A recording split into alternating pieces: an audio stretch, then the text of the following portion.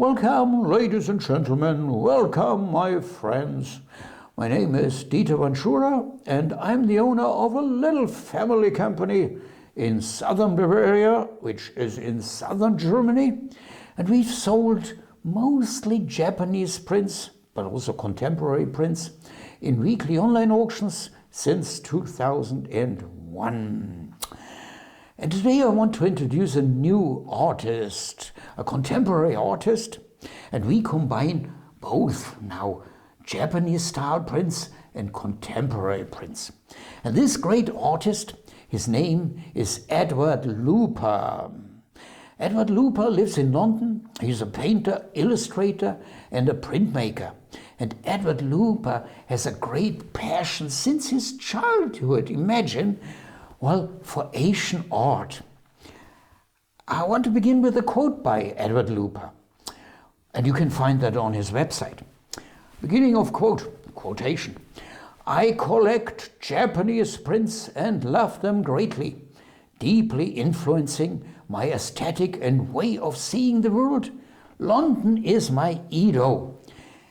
And Edward Luper loves especially Hokusai Katsushika, well, the great Japanese printmaker who created this series, 36 views of Mount Fuji, among others, with this great wave, with this little boat. And Edward Luper, created a series, 36 views of BT Tower. BT stands for British Television, I think. BT Tower in London. And he created this as an homage to Hokusai Katsushika. Homage, I think you guys in the UK and you guys in the US say homage, yeah? Okay, well, I say homage, sorry, not a national speaker. Okay, let's start. We got 5 prints from this series. Let's just sort to show you these 5 prints, okay?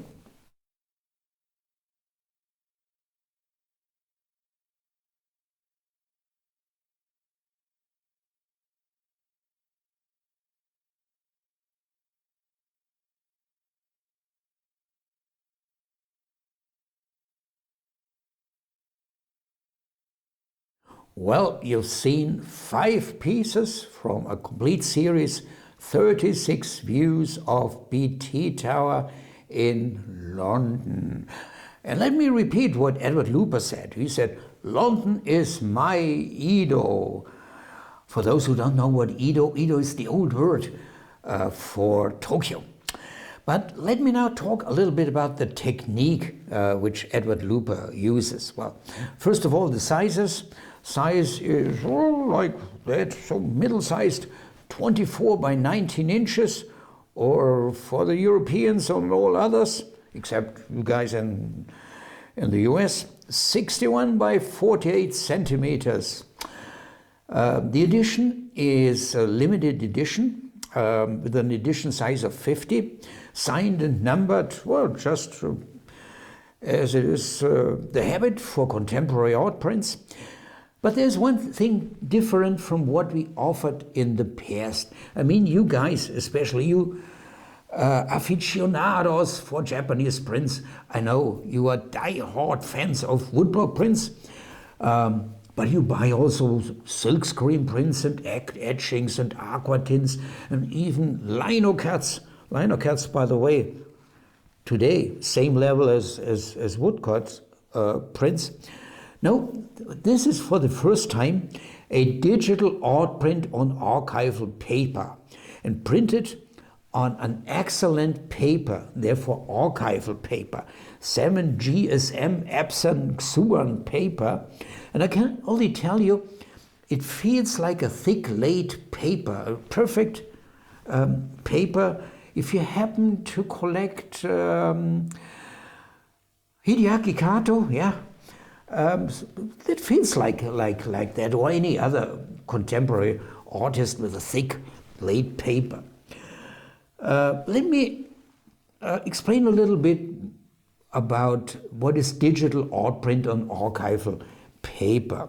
Well, first of all, and now some of you may be surprised, I can assure you, can tell you, today Most artists, nearly all artists, use a computer to develop an artwork. Well, the first design to see how match the colors, and even those who later transform it and work with the woodblock or linocut, for instance, practically everybody using something like Photoshop first uses a computer. An art print on archival pigment is printed digitally. Well, that's the difference. And this technique was first introduced in the 1990s, and then it was coined giclée prints.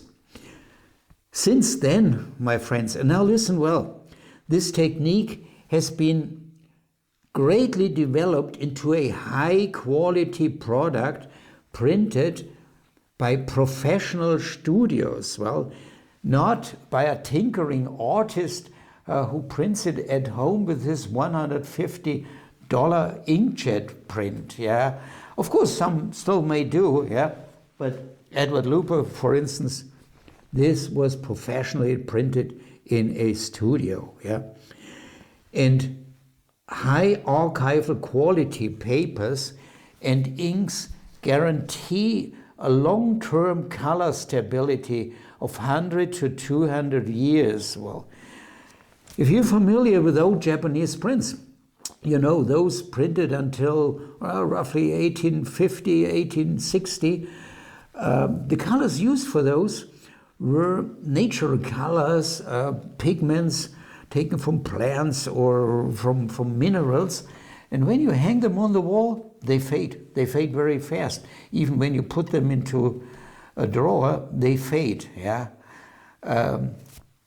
Modern colors, synthetic colors, do not fade normally, and these inkjet colors, professionally applied, also do not fade.